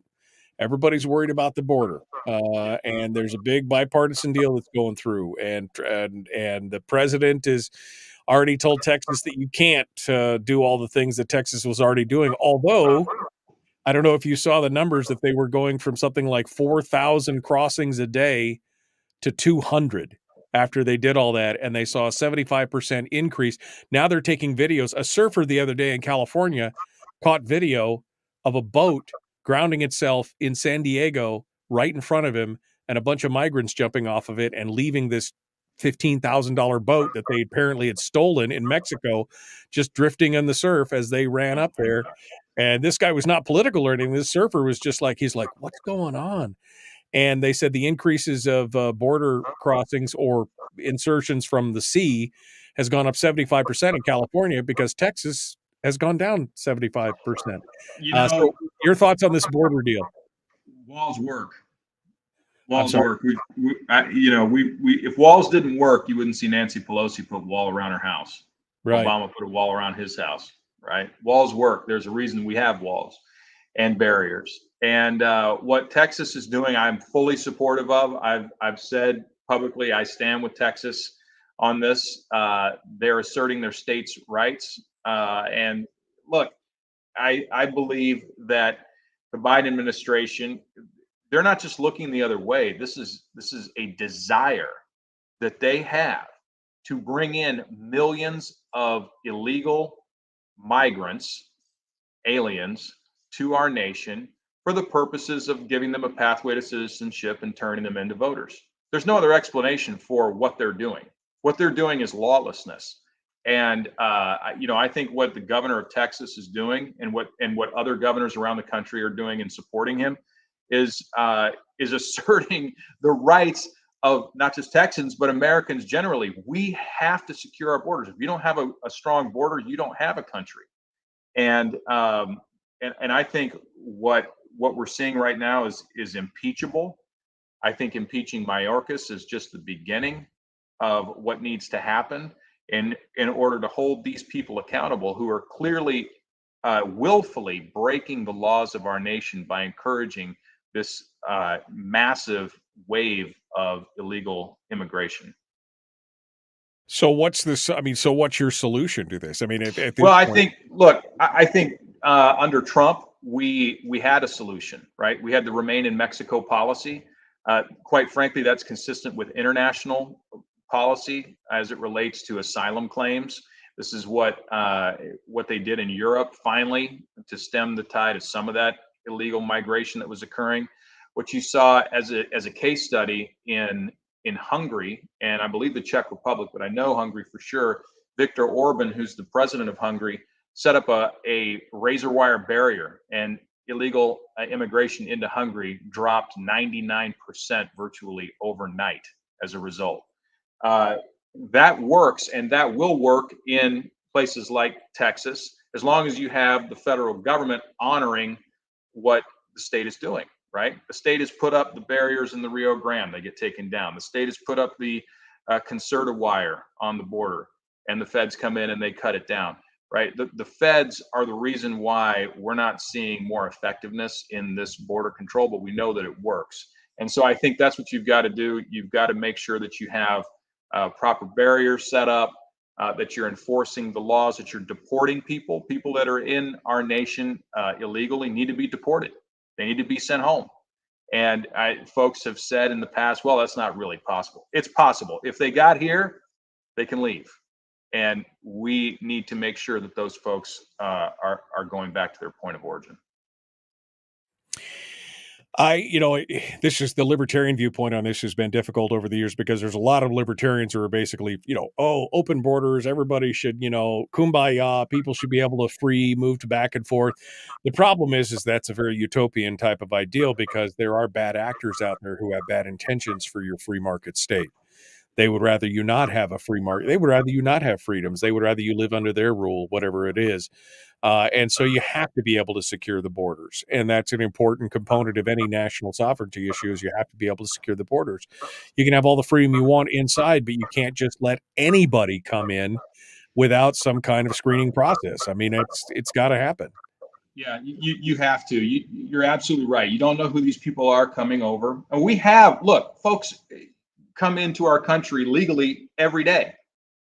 Thousands, hundreds of thousands a month come into our country. They're on vacation. They're coming for business purposes. They're visiting a relative. It's not that people can't come into the United States, right? I've traveled to over 30 countries, and I can promise you this, I would never imagine trying to sneak into another country. Do you realize what the consequences could be if you just wander into another nation? You end up in someone's jail. People are not afraid of that in the United States. They come to the United States knowing full well, oh, you're going to get your EBT card. You're going to get your free cell phone. You're going to be bused to the location of your choice. You're going to end up with free housing, free clothes, free food. We're encouraging this, right? Let me just say, all these things are being offered to folks who enter our nation illegally, break our laws and enter our nation illegally. What about Americans? What about prioritizing Americans? We just talked about the national debt, and we're just continuing to add to this national debt in ways that support people who are breaking the law. How does that make any sense? It doesn't make any sense. Right. This so-called compromise bipartisan bill that's coming out of the Senate right now, thankfully it's dead in the House. It needs to stay dead. One of the things that it proposes is $2.3 billion in resettlement funds for illegal migrants in our nation. Right? If that's a tacit acknowledgement that they're going to do nothing to solve the problem. They're not going to deport these people. In fact, they're going to find ways to make them embedded into our population. And one of the things that I find most disturbing about this, and I was watching some coverage on Friday from some of the mainstream media and then from some of the people who were down on the various border points, was the fact that most of the videos that I was watching, and I saw this very clearly, these were not like families desperate to get across with children. These were all military age males making their way. I mean, there was in the one video I watched, I counted for, it was like 45, 50. It was a group of people counting for, and of all the people, I did not see one child. I did not see one female in this one. It was all military, no elderly, no young. It was all, Right. 18 to 30, or appeared to be 30-year-old males. Now, I'm not a conspiracy theorist, but I start to get a little worried when the only people that I'm seeing on all the various videos were military-age males. That worries me. Well, it is concerning. Where are these people going? Where are they all going? Right? They're going somewhere, and we find out, it's very quiet, but they're being put on planes and buses and sent all over the United States. Lord knows where. And when they get there, how do you know where they went after that? You have no way of keeping track of these folks. Most folks who come into the country, they're given a court date, sometimes as many as 3, 4, 5 years in the future. 90% of them never show up. In fact, more than 90% never show up for their court date. You don't know where these people go. You don't know what they're doing, who they're connecting with, what their associations are, what their background is. And you're absolutely right. I've seen the videos as well, right? People are coming across the border. You don't see generally women, families coming across the border. No, you see military-age men. And it's not what you may have thought of 10 years ago or even 5 years ago. These folks are coming from Pakistan. They're coming from Afghanistan. They're coming from China, right? Places that you wouldn't normally think of as origin points for people crossing the United States' most southern border. But that's where they're originating from. And you can see the videos, and you can see them lined up for as far as the eye can see with migrants hoofing it across the border. And it's interesting too. I mean, they're bringing a lot of crime with them as well, right? We have a massive fentanyl crisis in our country right now. These people are acting, in many cases, not all, but many cases, they're acting as drug mules. They're absolutely involved in human trafficking. We know that. There's an exorbitant price oftentimes for these folks getting over here, and they don't have the money for that in most cases. And so in many cases, these people are coming over and they have to work those debts off, doing who knows what for who knows who. And, that's just encouraging continued crime in our nation by allowing this to continue. It's a frustrating thing. And I, what is I got 3 minutes here. What is your solution? How would you, if we made you king for the day, emperor for the day, whatever, what is your solution to fixing this border crisis here rather than this kind of cobbled together compromise with monies paying to take? What is your solution? It's very simple. You build the wall, you deport those who are in our nation illegally. You reform our asylum laws so that it's more difficult to apply for asylum. You've got to have a really, truly valid reason. You can't be a climate refugee or an economic refugee. These are not valid asylum claims to come into the United States. And you stop paying for people when they get here, right? I mean, that is a fundamental precept of immigration policy outside the United States. If you're not able to pay for yourself when you're in a nation, you can't come in and you can't stay. And so giving people free housing, free EBT cards, free cell phones, free transportation, all these things, that encourages people to come in. So that has to stop. So if I could wave a wand, those are the things that I do, and I guarantee you that problem would be solved almost overnight. I couldn't agree more. Nick Begich is our guest, candidate for U.S. Congress. We're going to continue here in just a moment. Don't go anywhere. We'll be back with more. Don't forget, you can always check us out during the breaks on Facebook. If you want to come out and join us on our Facebook, we're live with Nick in the commercial breaks. We chat with him behind the scenes. You're welcome to do that. Facebook.com/Michael Duke Show/live. And other than that, we'll be back in just a moment. The Michael Duke Show, Common Sense Radio.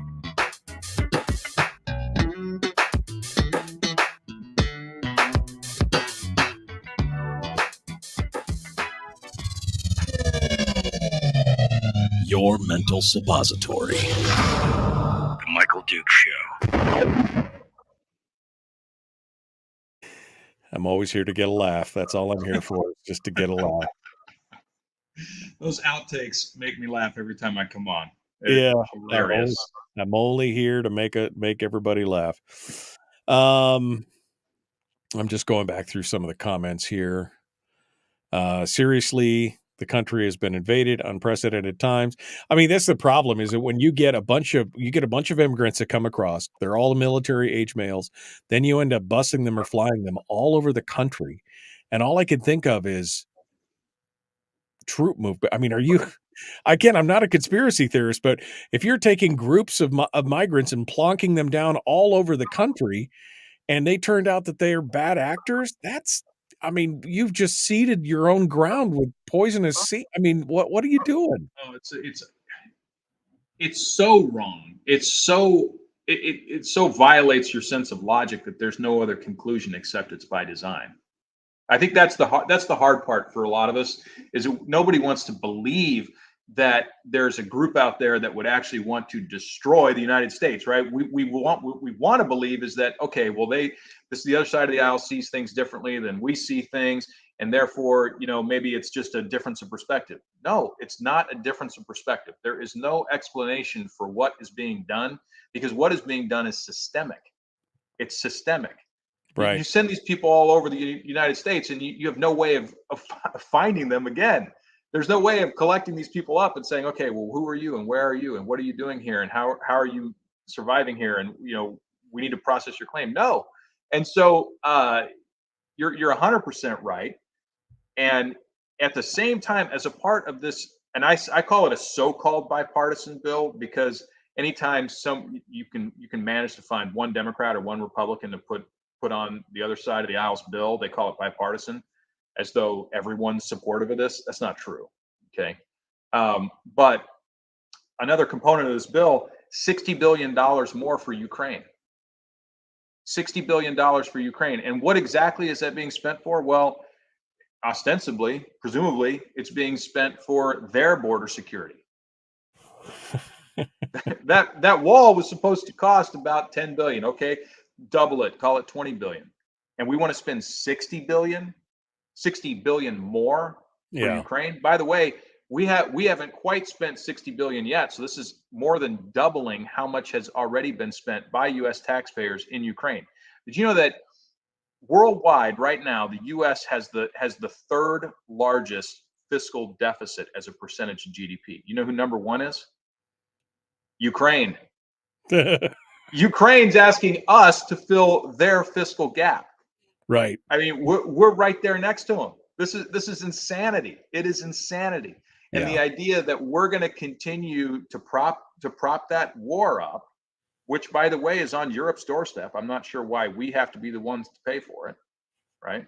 Right. But I would think Poland would be a lot more interested in doing a few things right there, this whole thing is nutty. And I think you're right. If we took away the free ride for anybody that came through the border, if we stopped giving money to these, for foreign debt and for foreign assistance and all this kind of stuff, we could fix a lot of this stuff.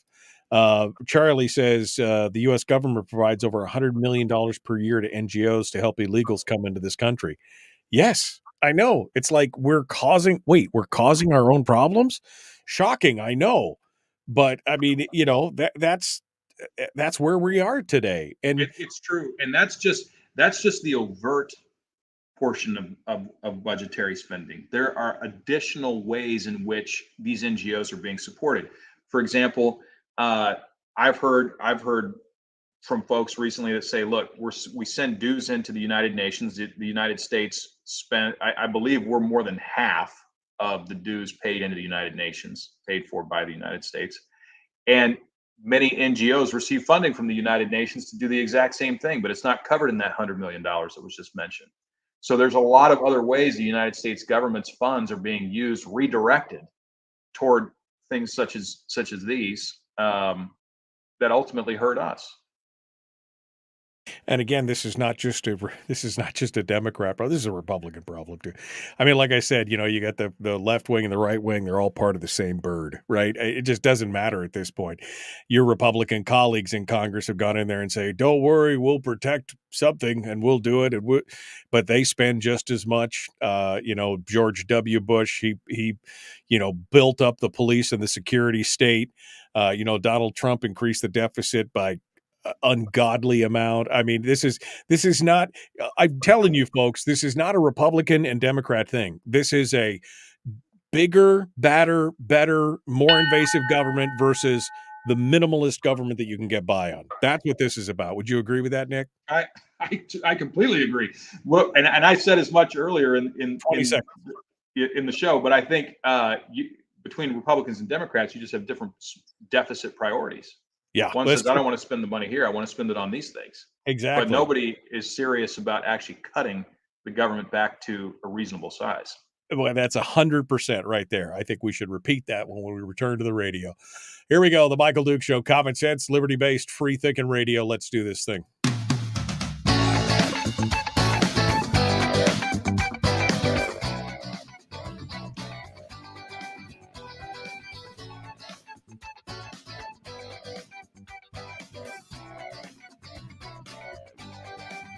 Okay, we're continuing now. One final segment this morning. Nick Begich is our guest, candidate for U.S. Senate, or U.S. House, rather.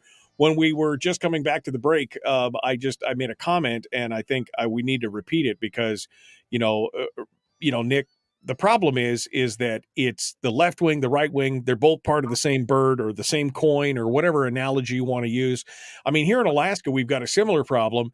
And basically what I've said is you don't have liberals and conservatives. You don't have Democrats and Republicans. What you have is you have people who are more pro, bigger, badder, more invasive government on the one hand, and people who want the minimum amount of government required to get the job done on the other.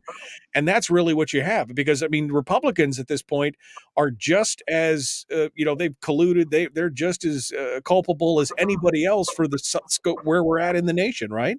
It's true. I mean, it's undeniable. Anyone who wants to deny that is not looking at history and the facts. The reality is that the left has their spending priorities, the right has their spending priorities, but neither one historically has actually been serious about getting the budget balanced and the debt paid down, or at a minimum, reducing that deficit to something that can be managed. And that's the reality. And as we mentioned in a previous segment on the show this morning, there's an influence layer in Congress. There's an influence layer. And that influence layer, when you talk about the left wing and the right wing of the bird is constructed by that influence layer, right? If it's not the NGOs we were talking about during the break, then it's Lockheed Martin and Raytheon, right? And those groups, if you look at, there's a group out there, it's called the Main Street Partnership. And they don't care if you're a Republican or you're a Democrat, as long as you're there when they need you, right? They'll write you those checks. And it's comprised of some of the biggest contractors, defense contractors. There's pharma entities, healthcare, all these things. And I mean, you think about this. I saw a tweet the other day. Actually, this one came from RFK Jr. Give credit where credit's due. He said, look, he was mentioning a drug. I don't recall the name of the drug, but he was talking about this drug that in the United States is $6,700 per dose, I believe. And you can get the same dose in France for less than $1,000.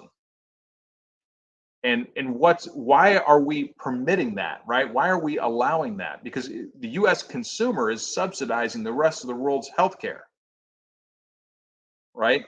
And the reason that that's allowed, the reason that that's permitted, is because you've got that influence layer having so much influence across the aisle, Democrats and Republicans. And as you mentioned earlier, Michael, you were talking about how there's so much distraction in the media, right? They want to capture our attention in this space or that space. But do you know who the number one advertiser on mainstream media is? It's Big Pharma. Big Pharma. Yep. Yeah, that's protection money.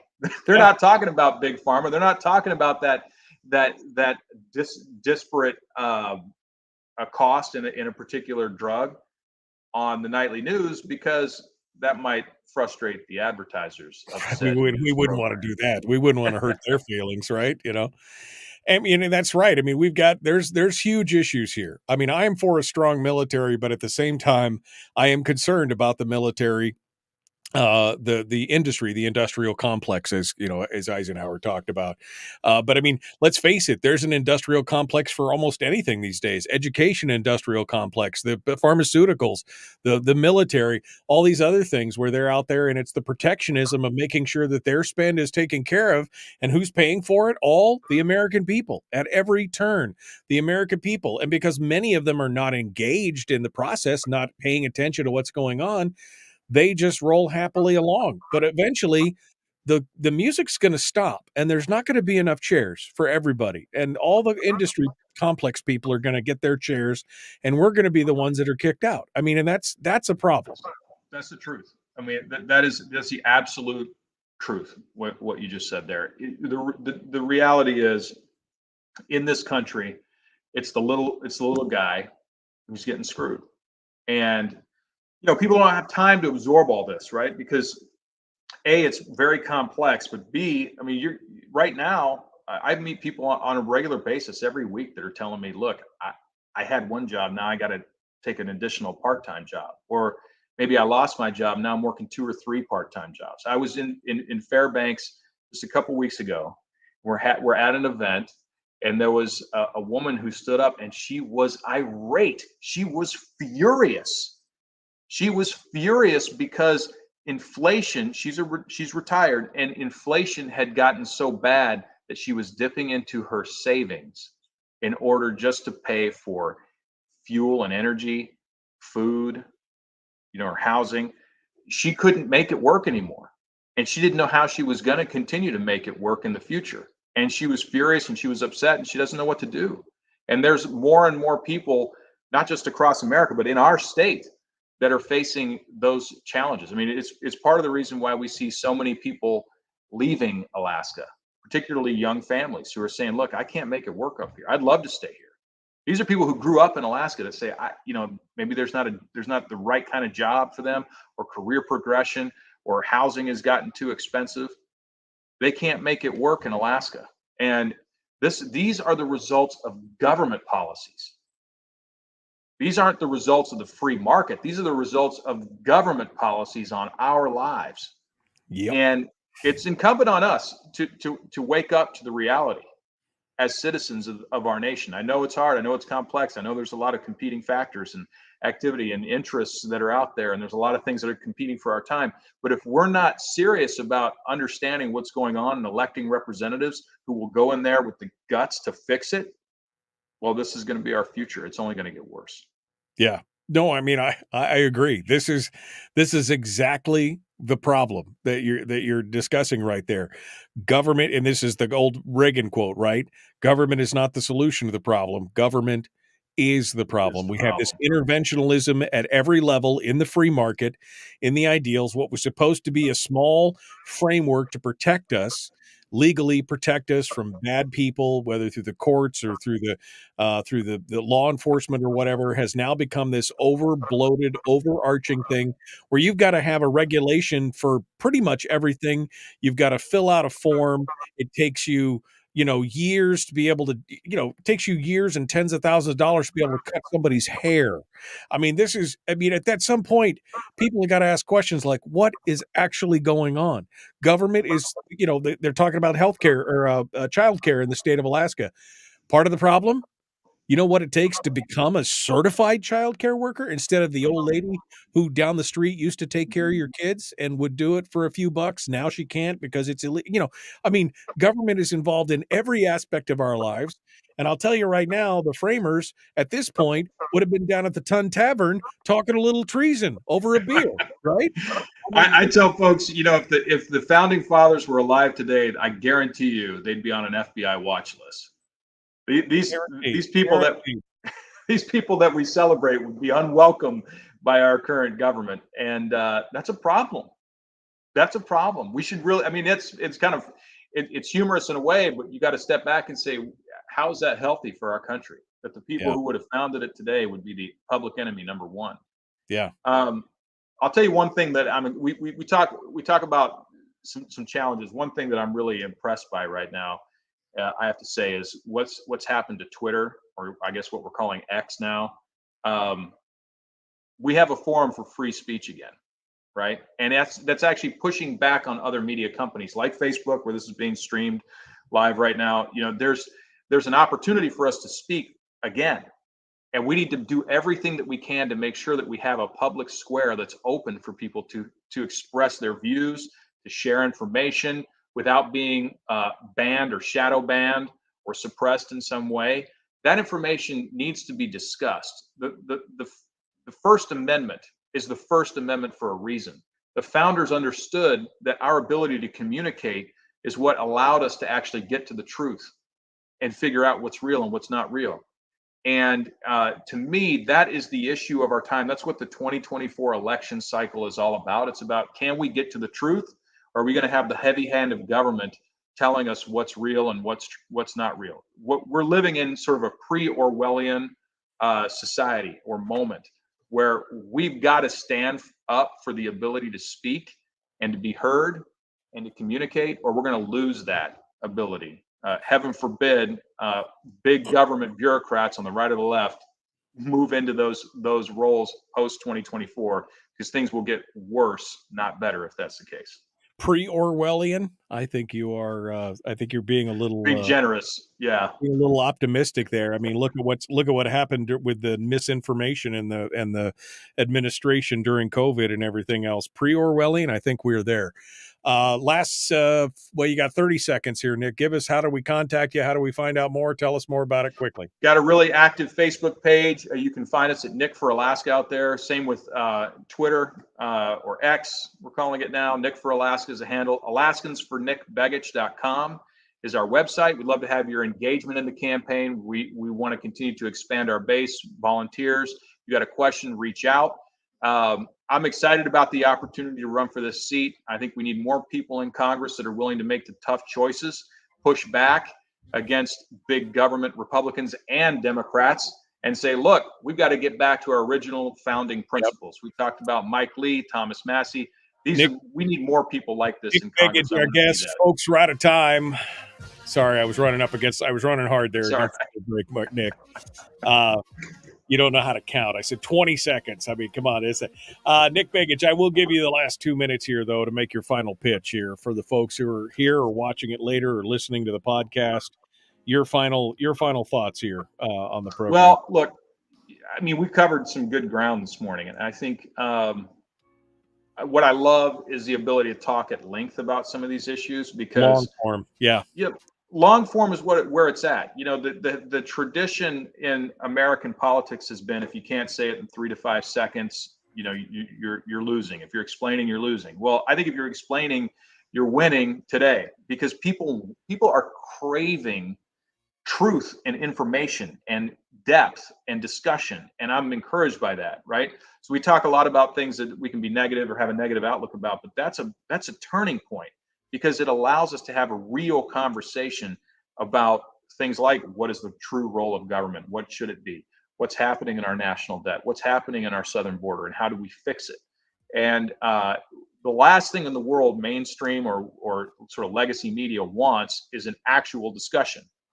What they want is approved narratives that are reinforced by personalities that people trust, and then they go to bed and say, okay, well, the world is fine. The world's not fine. Things are not great, but they can be great if we work together to find the solutions and actually elect people that will implement those solutions in DC. That's what I want to do. It's that simple. You know, I think that there are folks out there that run for office across this country, and they do so for a variety of reasons. I'm doing this because I want to actually go down there and fix problems. I want to open the state up, because I believe that Alaska, over the next 20 to 50 years, we can be a cornerstone for resource development. As we're pivoting out of China, you heard, maybe you didn't hear, but last night, Donald Trump in an interview said that he was ready to impose massive tariffs on China. Well, where's all that manufacturing going to go? I hope it goes to the United States, you know, and who pays for all those tariffs? Oh yeah. Well, I know. I mean, without getting into the tariff issue, I know. I'm just saying, if he's there and we've got tariffs, we're going to have to do some domestic manufacturing, and that manufacturing needs to start with a resource base here in our state. And in order to do that, you got to have people that can advocate effectively for our state. And our current representative, quite honestly, it doesn't matter how she votes, because she's on the wrong team. Even if she voted with the Republicans every time, which she does not, with Nancy Pelosi over 90% of the time. But even if she were crossing the aisle continuously with Republicans, her team on the left doesn't believe that Alaska has a role to play. Outside of being a national park and an interesting place to go, their view is Alaska, look but don't touch. My view is, let's develop the state. Let's develop the resource base that we have. Oil and gas, yes. Critical minerals, base metals, precious metals, rare earths. We have all those things here in Alaska. And if we're going to build a domestic manufacturing base, it's got to start with a resource base, and that's what we've got. I would agree with that. It's a good opportunity for us. I mean, that's the thing. Long form is the only. And that's why media and a lot of they hate long form, because it doesn't fit into their little niches. Because we get into issues that allow people to be informed. But you're seeing more and more of the younger generation, you know, they're all drifting to the long form. I saw a quote from RFK the other day where he said that he's doing supremely well with younger generations because of the amount of long form that he's doing. Almost no other politician is doing long form 1 hour, 90-minute sit downs or podcasts or anything like that. That is the stuff that people want to hear, because it allows you to get deeper into the issues instead of just the soundbite mentality. And I love that. And I'm glad to see that people are coming around to it. I totally agree. It would be great if you could condense the world's problems down to 5 seconds of sound bites, but it just doesn't work that way. It's not reality, right? So if you want to dive deep, you want to understand what's really going on, you've got to have a long form discussion about it. I'm encouraged to see what Tucker Carlson's been doing on Twitter. I watch a lot of his. I don't catch it all, but I watch a lot of his content. Joe Rogan on Spotify. He's got some great content. There's a lot of other voices that are popping up. And what's interesting too is what I've noticed is you see folks who come from the ideological left through long form, they're coming back over to the right, and you can hear it sometimes in their voices. They're having a hard time reconciling their past beliefs with current reality. But the closer you get to truth, the more you realize that there is a limited role of government, that there needs to be fiscal discipline, that we shouldn't be intervening in every nation around the world. You start to understand, wait a minute, think about this. We were up in arms over the Russia hoax, okay? I wasn't, but people across the country were up in arms over the Russia hoax. They interfere with our elections. Let's say that they did. They didn't, but let's say that they did interfere with our elections, right? Do you realize that Hillary Clinton went on national TV and said of Gaddafi, we came, we saw, he died. There was no trial for Gaddafi. There was no judicial process for that government. She bragged about overthrowing another country and then turned around with the same mouth and said, oh my gosh, I can't believe someone interfered with our elections. This is absolute hypocrisy. This is absurd, right? It's totally absurd, but you won't hear the mainstream legacy media talk about that. It's only something that you can get into with long form. Yeah, you've got to be able to get into it. You've got to be able to answer the deeper questions. You got to have a deeper discussion. You got to be thought provoking about it, and that's what long form does. So, well, I appreciate you participating. I guess we'll see you in a couple weeks. We're going to have you on every couple weeks from now on until the election day. Maybe we can get some more followers over here for you to get things squared away. Nick Begich, thanks, Nick. Appreciate it. Thanks, Michael. All right, have a great week, everybody. You bet. Folks, we're out of time. We got to go. Be kind. Love one another. It was a long 2 minutes. I know. That's fine. I told you already, Nick is bad at timekeeping, right? I mean, it's okay. We'll let it go. All right, folks, we got to go. We'll see you tomorrow. Have a great day.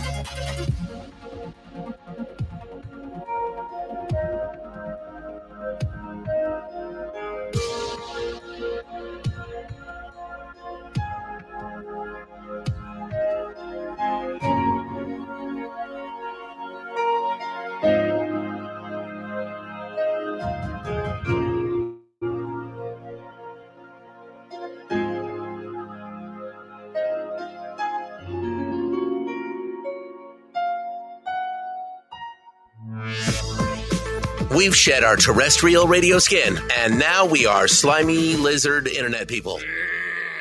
It's the Michael Duke Show.